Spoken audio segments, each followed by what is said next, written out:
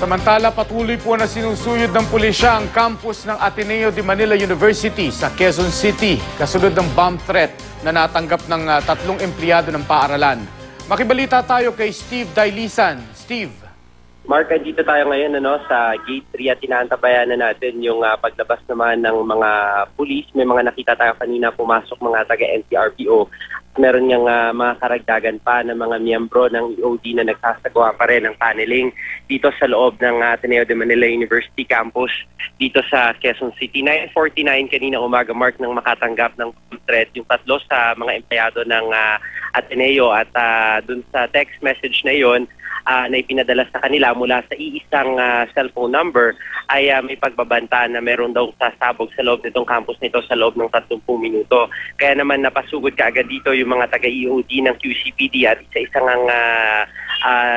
nagsagawa nga ng paneling. Yung mga estudyante naman kanina pang alas 12 ng tanghali ay pinauwi na sa kanilang mga tahanan. Marami sa mga magulang dito kanina ay umangos at nagdulot nga ng pagbigat sa daloy ng trapiko dahil yung mga sasakyan, yung iba sa kanila sa pagmamadali, iniwan na lamang nila ilang metrong layo mula rito sa Ateneo. Sa ngayon, Mark, ay patuloy na nagsasagawa ng pagpupulong yung pamunuan ng Ateneo at nakita natin may mga pumasok nga ng mga taga-NCRPO. Ang sinasabi nila sa atin, yung ilan sa mga dormers sa loob nitong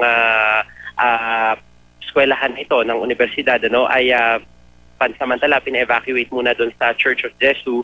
Bagamat ang binabanggit sa atin, wala pa naman as of 2 p.m. kanina, yung pinakahuling impormasyon na nakuha natin ay wala pa naman daw natatagpo ang bomba o anumang uri ng pampasabog sa loob. Gayunman, dahil sa lawak nitong area ng Ateneo ay gusto pa rin makasiguro ng kapulisan, kaya bawat sulok nito ay binubusisi. May mga nakita rin tayo kanina na K9 unit at mga pumasok na mga bumbero sa loob ng campus na ito. Yung mga natitirang mga estudyante sa ngayon ay kakaunti na lamang mga nag-aantay ng sundo. Karamihan sa mga school service naman ay nakalabas na nitong Ateneo campus. Mark.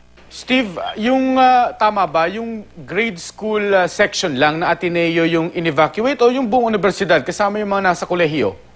Yung buong universidad, Mark, initially kasi yung unang ginawa ng paneling, yung grade school, sila yung mga estudyante doon ay kaagad pinalabas mula sa kanilang mga classroom kasagsagan ng pananghalian kanina. Pagkatapos dinala sila sa isang open ground, sanay naman na daw yung mga guro at yung mga estudyante dahil nagkaroon sila ng mga fire drill bago nito. Pero yung pati yung mga nasa high school at yung mga college ay pinauwi na rin kanina pang alas 12. Katunayan, naglabas nga ng isang statement ang pamunuan ng Ateneo at sinasabi nila na alas 12 kaninang tanghali ay suspendido na ang klase nito. Kanina, Steve, terrible round traffic dyan, ngayon? Naku, hanggang ngayon, Mark, dun sa mga kapuso nating motorista na dadaan sa area na ito ng Katipunan, maghanap na kayo ng alternatibong ruta dahil napakabagal pa rin po talaga ng usad ng mga sasakyan.